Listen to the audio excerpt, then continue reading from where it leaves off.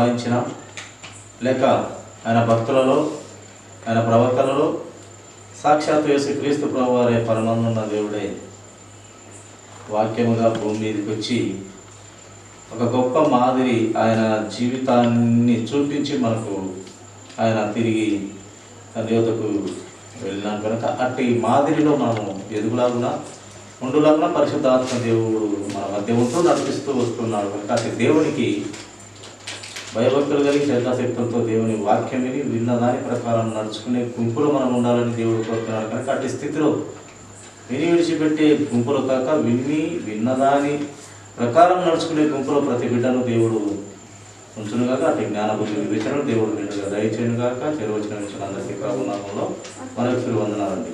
గ్రంథంలో నుండి మార్కు సువార్త 1వ అధ్యాయము 15వ వచనం మనకు చదువుకుందామండి. యేసుక్రీస్తు ప్రభువారు మాట్లాడుతూ,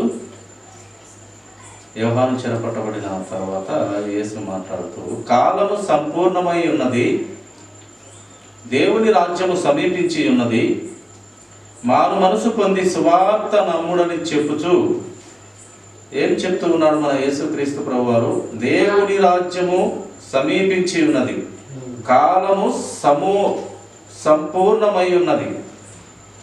ఇంకా కాలము కూడా సంపూర్ణమైతూ వస్తుంది, దేవుని రాజ్యము సమీపిస్తూ వస్తూ ఉంది, మారు మనసు పొంది సువార్త పొందుడని చెప్పుచు దేవుని సువార్త ప్రకటించుచు గలిలయకు యేసుక్రీస్తు ప్రభువారు వచ్చినట్టుగా మనం చూస్తాం.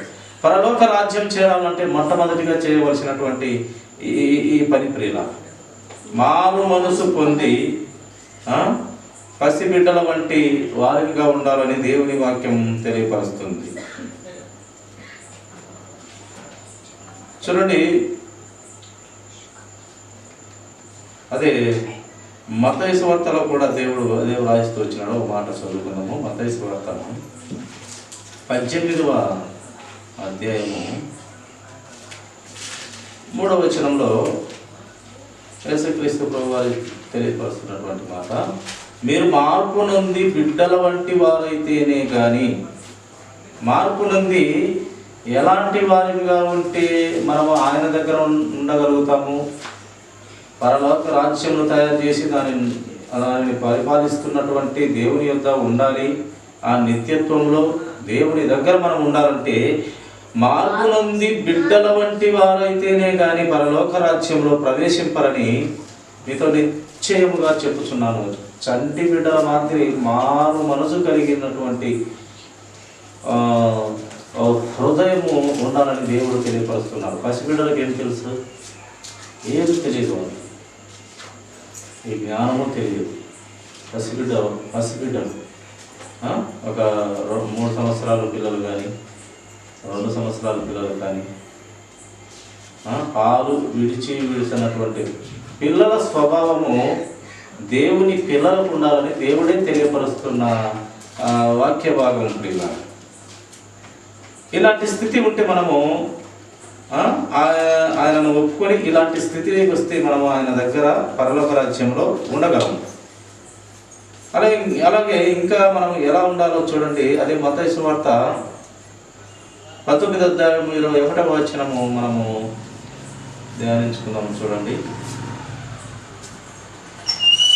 అందుకు యేసు, నీవు పరిపూర్ణుడవగుటకు కోరిన ఎడల పోయి నీ ఆస్తిని అమ్మి బీదలకిమ్ము, అప్పుడు పరలోకమందు నీకు ధనము కలుగును, నీవు వచ్చి నన్ను వెంబడించమని అతనితో చెప్పాను. ఈ యొక్క ధన వ్యామోహము లేక ఉన్న ఆస్తిని అమ్మి పేదలకిచ్చి నన్ను వెంబడించు. ఇది దేవుని చిత్తంలో ఉన్నటువంటి ఒక ప్రణాళిక.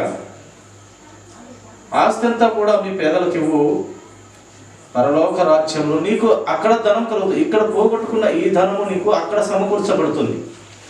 ఇక్కడ ఎవరైతే పేదలుగా ఇబ్బంది ఇరుగులకు బాధలకు గురవుతున్నారో ఆ పేద పిల్లలకు చేస్తే నాకు చేసినట్టే తక్షణమే ఇది ఇక్కడైతే నీ యొక్క ఖాతాలో మైనస్ అయినప్పటికీ పరలోక రాజ్యంలో అక్కడ నీకు ఖాతాలో ప్లస్ అవుతా వస్తుంది.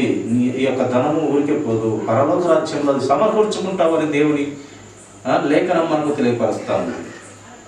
కనుక ధనము పట్ల మనం అత్యాశ లేకుండా, మక్కువ లేకుండా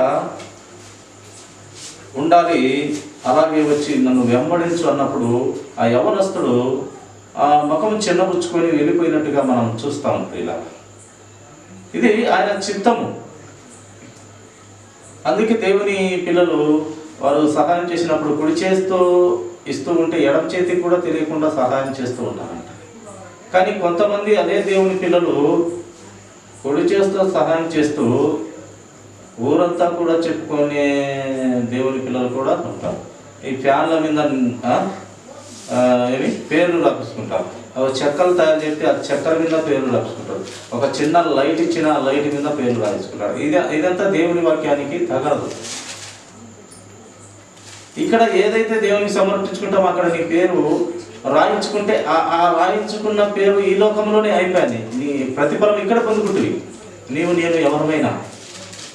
కానీ పరలోక రాజ్యంలో పొందుకోవాలంటే ఇక్కడ నీవు ఇచ్చింది ఎవరికి తెలియదు. నీ చేతిలో ఉన్న ఎడమ చేతికైనాను తెలియదు. నువ్వు ఇచ్చిన కుడి చేతిలో నుంచి ఇస్తున్నటువంటి దేవునికి ఇస్తున్నటువంటి సమర్పణ జీవితం కలిగి ఉండి ఇచ్చినప్పుడు నీ ఎడమ చేతికే తెలియకూడదు. కానీ మనము అలా వాక్యానుసారం బ్రతికే మనసులు కరువైపోతున్నారు. అందుకే ఏమొస్తున్నాయంటే కొత్త కొత్త రోగాలు వచ్చి జనాలు బలైపోతూ వచ్చినారు. ఏమొచ్చింది ఈ మధ్యకాలంలో మనకు? కరోనా. అక్కడక్కడ ఏరుకున్నట్టు మనుషులు వెళ్ళిపోయినారు. ఆ ఏరుకున్న వాటిలో గొప్ప గొప్ప దైవ సేవకులు ఉన్నారు, గొప్ప గొప్ప ధనం కలిగిన వారు ఉన్నారు, అందరూ ఉన్నారు. చెడ్డవారు ఉన్నారు, మంచివారు ఉన్నారు. రాళ్ళు ముత్యాలు ఏరుకున్నట్టు ఏరుకొని పోయినాడు దేవుడు. చూడండి, మరి ఒక లేఖనము ధ్యానిస్తాము. ఎలా ఉంటే దేవుడికి రాజ్యంలో మనం అర్హత పొందుకుంటామో చూడండి. మత్తయి సువార్త 5వ అధ్యాయము, మత్తయి సువార్త 5వ అధ్యాయము 16వ వచనం ఒక మాట చదువు. మనుషులు మీ సత్క్రియలను చూసి పరలోకమందున్న మీ తండ్రిని మహిమపరచునట్లు వారి ఎదుట మీ వెలుగు ప్రకాశింపనిది, వారి ఎదుట మీ ఎలుగును ప్రకాశింపనీయుడి. ఎలా ఉండాలంట వాక్యం మనకు తెలియపరుస్తుంది. వాక్యం అనగా క్రీస్తు ఏం తెలియపరుస్తున్నాడు? మనుషులు మంచి పనులు, సత్క్రియలు, ఒక బాలిక లేక బాలుడు, ఒక స్త్రీ లేక ఒక పురుషుడు లేక అటు ఇటు కాని వారు కానీ ఎవరన్నా కానీ వారి ప్రవర్తనతో, వారి క్రియలతో, వారి చేష్టల వలన ఆ వ్యక్తి మంచోడా చెడ్డోడా అనేది తెలిసిపోతుందట. ఒక బాలుడు వాడు చేసే క్రియలను బట్టి వాడు ఎలాంటి వాడని తెలిసిపోతుంది సమాజానికి. అదే దేవుడు చెప్తూ ఉన్నాడు, మనుషులు మీ సత్క్రియలను చూచి పరలోకమందున్న మీ తండ్రిని మహిమపరచునట్లు వారి ఎదుట మీ వెలుగు, ఆత్మ సంబంధమైన వెలుగు ప్రకాశింపనీయుడి. ఎట్టు పరిస్థితులను దాన్ని వదులుకోవద్దు. పరిశుద్ధత, వెలుగు, దేవుని సన్నిధి, ప్రేమ, ఇది కొని ఉంచుకోవాలంట మనం. ఇవి దేవుని దగ్గర దొరికే కాటుకంటే ఈ కళ్ళకు పెట్టే కాటుకైతే కాదు. ఇలా దేవుడు నా దగ్గర కాటుకుంది కొనుడు అని చెప్పినప్పుడు అది కళ్ళకు పెట్టే కాటుక చిన్నపిల్లలకు పెడతారు. కన్నులు బాగా కనపరావాలని, కన్నులు బాగా పెద్దగా కనపరావాలని ఈ కాటుకైతే పెడతారు. ఆ కాటుక గురించి దేవుడు అది మంచిదే మాట్లాడుతూ పరిశుద్ధ అలంకారాలుగా ఉన్నటువంటి మంచి క్రియలైనటువంటి కాటుక దేవుని యొద్ద పుష్కలంగా ఉంది. అటువంటి కాటుక మనము దేవుని యొద్ద మాత్రమే ఉన్నది కనుక అలాంటి మంచి క్రియలతో సంబంధమైన ఆ కాటుక దేవుని యొద్ద గ్రంథంలో, దేవుని మాటల్లో పుష్కలంగా ఉంది కనుక అక్కడ మనం కొనుక్కోవాలంట. కొని ఉంచుకోవాలి సత్యం, న్యాయము, ధర్మము, నీతి, యథార్థత, పరిశుద్ధత. కనుక మీరు తండ్రిని మహిమపరచాలంటే, పరలోక రాజ్యంలో ఉన్న తండ్రిని మహిమపరచాలంటే మీరు మీ క్రియలు బాగుండాలి. అలాగే ఆ పరిశుద్ధమైన క్రియలతో వెలుగుగా కనపడుతున్న నీవు లోకంలో కూడా ఆ వెలుగు ప్రకాశింపజేయండి, ఆ వెలుగు కనపరచనియండి. ఇది ఒక అర్హత మనకు ప్రియుల. ఆయన రాజ్యము, ఆయన సన్నిధిలో మనం ఉండాలంటే, ఆయన రాజ్యం పరలోక రాజ్యము, ఆయన పరలోక రాజ్యంలో ఉంటాడు, మహిమపరచబడుతూ, ఆయన కొనియాడబడుతూ, పూజింపబడుతూ, నిత్యము పరిశుద్ధుడు పరిశుద్ధుడు అని కొనియాడబడుతున్న ఆ పరిశుద్ధ పట్టణంలో, దేవుడే తయారు చేసిన ఆ మహా గొప్ప పట్టణంలో మనము ఆయన దగ్గర ఉండాలంటే ఈ క్వాలిటీస్, ఈ యొక్క అర్హతలు మనం పొందుకొని ఉండమని దేవుడు రాయిస్తూ వచ్చినాడు ప్రియుల. చూడండి మరొక మాట, అదే మత్తయి సువార్త 7వ అధ్యాయము మాట చదువుకుందామండి. 21వ వచనము.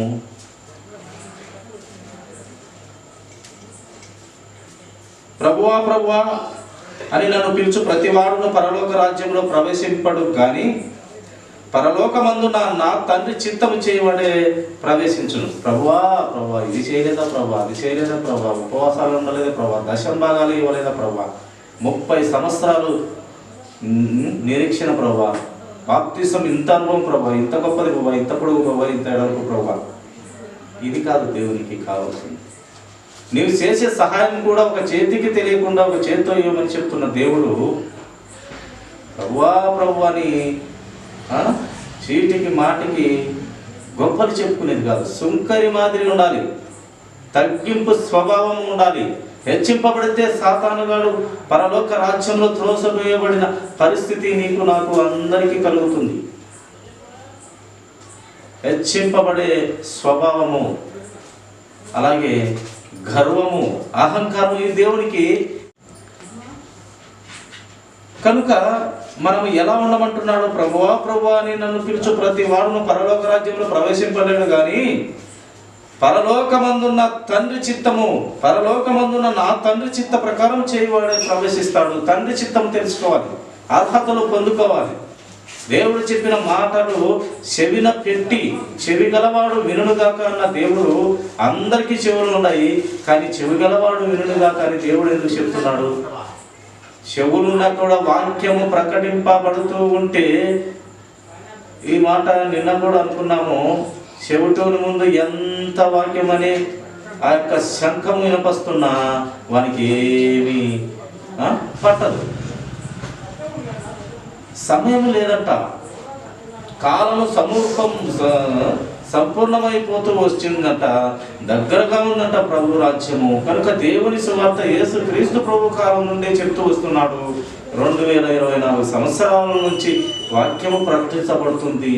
ఇంకా దగ్గరలోనే ప్రభు రాజ్యం ఉండబోతుందని చెప్తూ ఉన్నాడు. దేవుని వాక్యమేమో, భక్తులేమో, ప్రవక్తలేమో, మహాభక్తులేమో కానీ తెలియపరుస్తూ ఉన్నారు.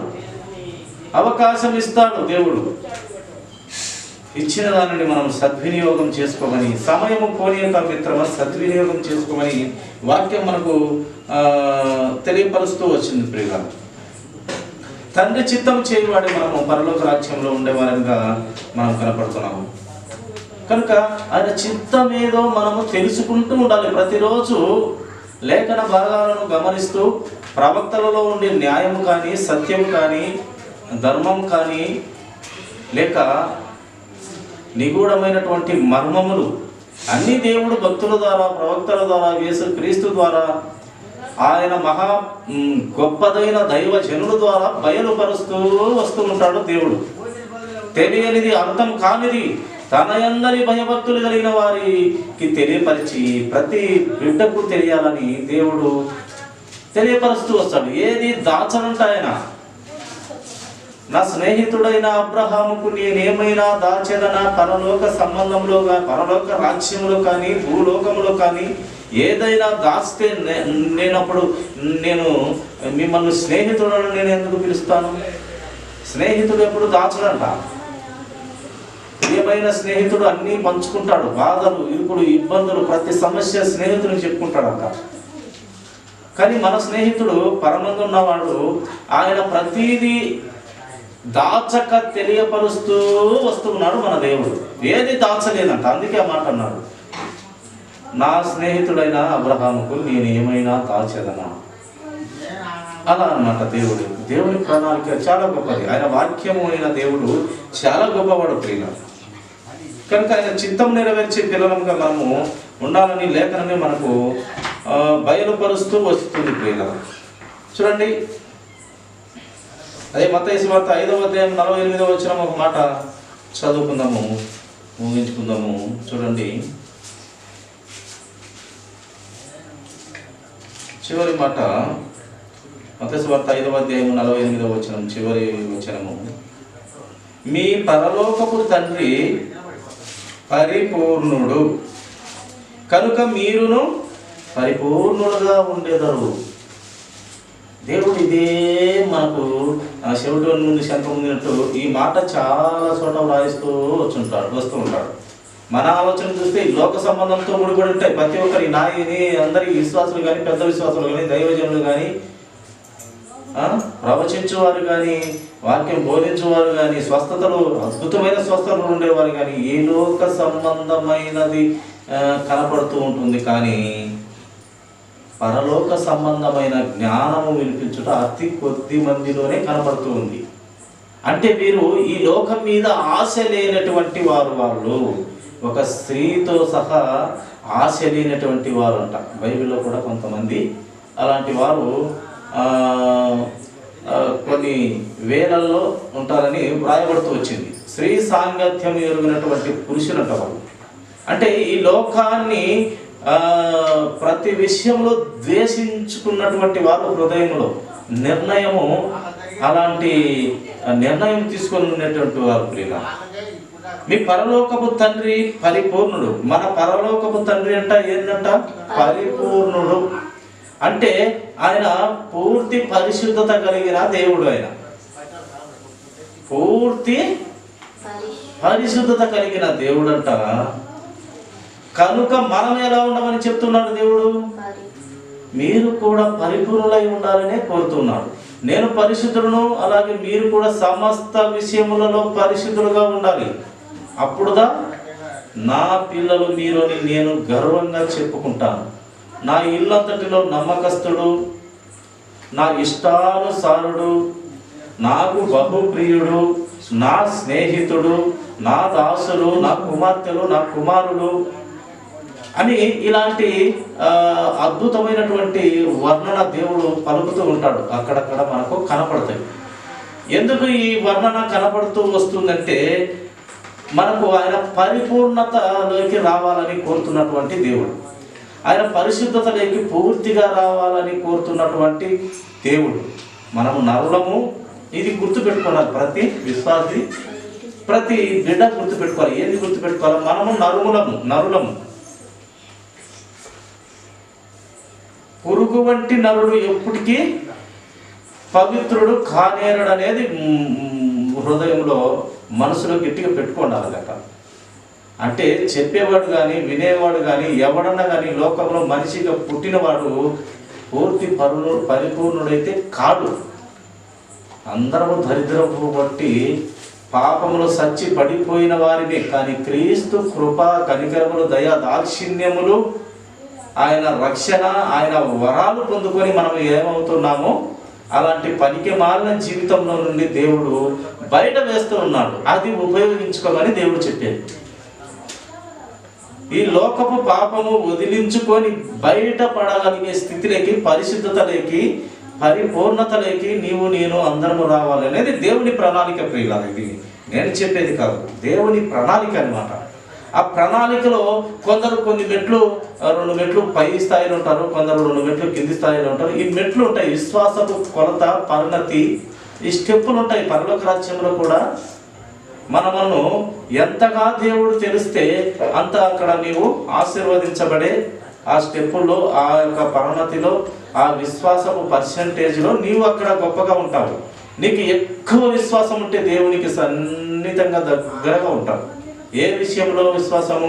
నిరీక్షణలో, పట్టుదలలో, ఈ పరిశుద్ధతకు దగ్గరగా, క్రీస్తుకు దగ్గరగా, క్రీస్తును ధరించుకొని క్రీస్తు కోసం బ్రతికి ప్రాణమైన ఇచ్చుటకు సిద్ధ మనసు కలిగి అంత సాక్షులయ్యేంత వరకు నీవు అంత ముందుకు, అంత దగ్గరగా వెళ్తుంటే దేవునికి అతి దగ్గరగా, అతి ప్రియుడవుగా, ప్రియురాలివిగా, ఆయన స్నేహితుడుగా, ఆయన దాసునిగా, ఆయన కుమారుడుగా, కుమార్తెడుగా, నా ఇష్టానుసారుడుగా, నా ఇల్లంతటిలో నమ్మకస్తుడుగా ఇలా ఉంటామన్నమాట.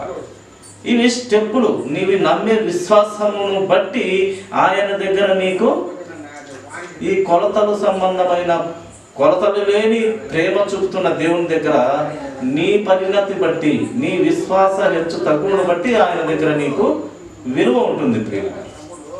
అది ఎవరిలో ఎంత ఉంటే అంత మనము దేవుడికి సమీపంగా, దగ్గరగా ఈ లోకంలో ఉన్నటువంటి చెడ్డ క్రియలను వదులుకుంటూ పోతూ ఉంటాం ప్రియుల. చూడండి, మరి ఒక ఆలోచన చదువుదాము. పరలోక రాజ్యం మనం వెళ్ళాలంటే ఆడ చూడండి ఎలా ఉంటుందో అనేది మనము 2 వాక్యాలు మనము చూసుకొని ముగించుకుందాము. మత్తయి సువార్త 3వ అధ్యాయము 45వ వచనము. మత్తయి సువార్త 3:45 చూడండి.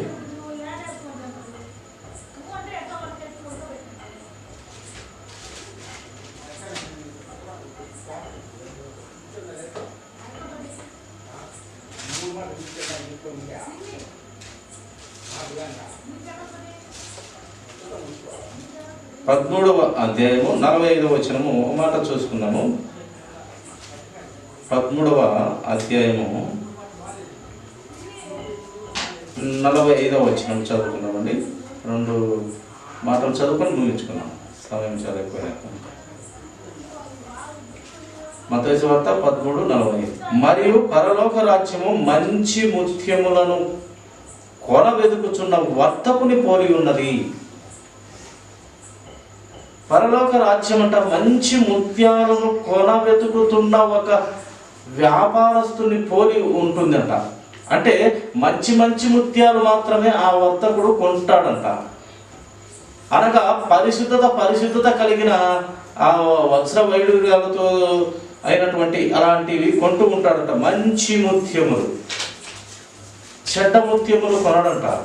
ఆ వర్తకునితో పోలి ఉంది పరలోక రాజ్యము. మన తండ్రి నివసించే ప్లేసు, స్థలము, నివాసము, ఆయన ఇల్లు.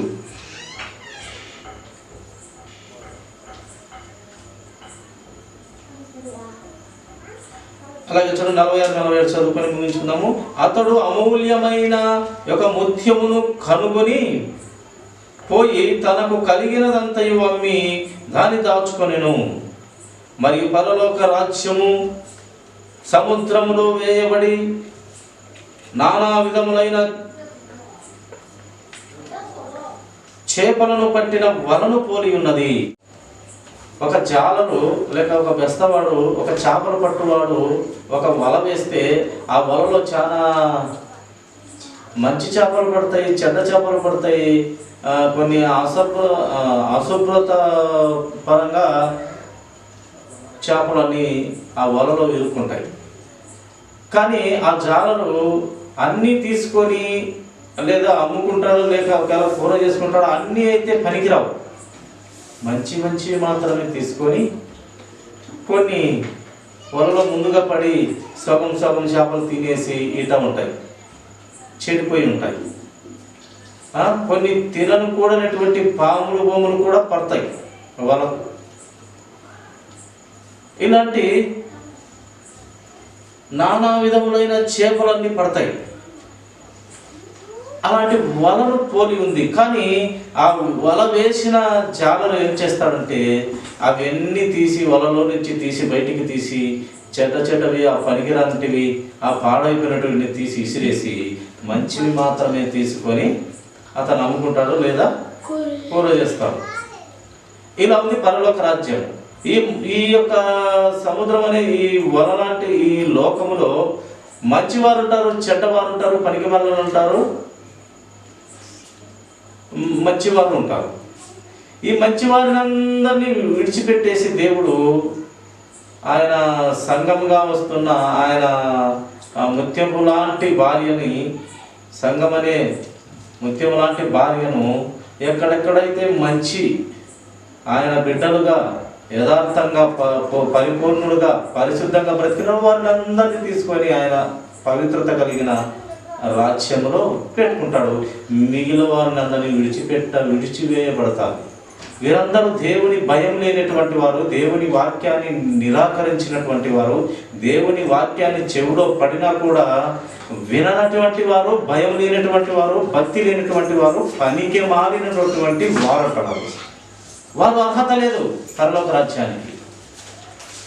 కనుక ఈ పనికి మాలిన చేపలతో ఉన్నటువంటి ఈ యొక్క బాధ లేనటివన్నీ కూడా తీసివేసి ఎలాగో పనికి వచ్చేటి అతను ఇంటికి తీసుకెళ్తాడో, అలాగే మన యేసుక్రీస్తు ప్రభువారు ఈ లోకం అనే పొలములో చెడ్డవారిని మంచివారిని, గురుగులు గోధుమలను వేరు చేస్తాడు, మేకలను గొర్రెలను వేరు చేస్తాడు.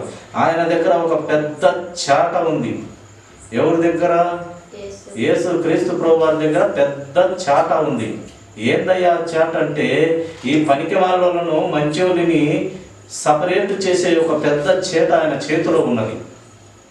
ఆయన గాలి చేత ఈ పొట్టును తాళునంతా తీసివేసి ఆ పొట్టును తాళు ఇదంతా తీసుకొని పోయి ఏం చేస్తాడు, ఒక గుండములో వేసి కాల్ చేస్తాడనమాట.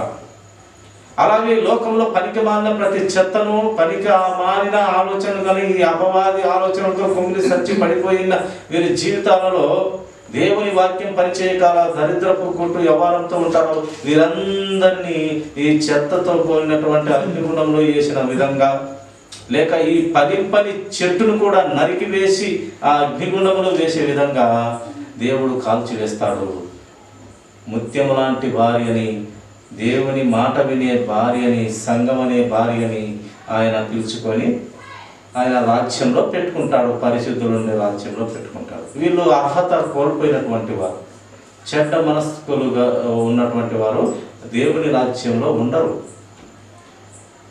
కనుక ప్రియ సహోదరి సహోదరుడు, ఆ పరలోక రాజ్యం అంటే కొన్ని అర్హతలు మనకు ఉండాలి.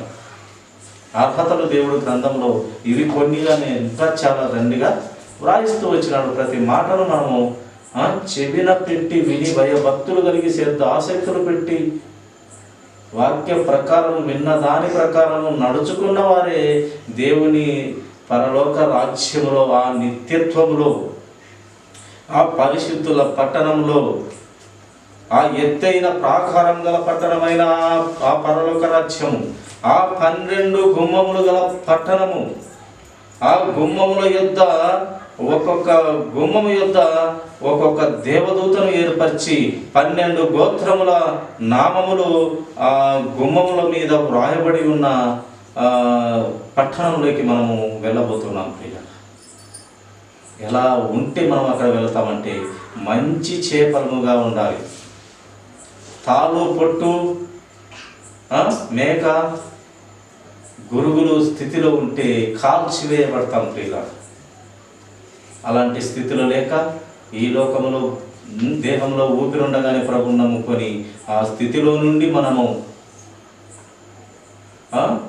జీవములోకి సచ్చి పడిపోయిన మన జీవితంలో ఆ యొక్క స్థితి నుండి మనం క్రీస్తు ప్రభువారు కొన్ని జీవములో కలిగిన దేవునిలో దీవము కలిగిన ఆ దేవుని యొద్దకు దాటుకునే పిల్లలంగా ఉండాలని దేవుడే కోరుతున్నాడు. కనుక అట్టి స్థితిలో మనం ఎదగాలని దేవుడు కోరుతున్నారు. అట్టి స్థితిలో మనం ఎదుగుదాము. దేవుని వాక్యాన్ని శ్రద్ధ పెట్టి మనసు పెట్టి విన్న దాని ప్రకారం నడుచుకున్నాము. దేవుని భయము కలిగి బ్రతుకుదాము. దేవుని చిత్తంలో బ్రతుకుదాము. దేవుని చిత్తము తెలుసుకొని ఆ చిత్త ప్రకారం నడుచుకున్నాము. ఈ కొద్ది మాటలు దేవుడు దీవించిన కాక తాను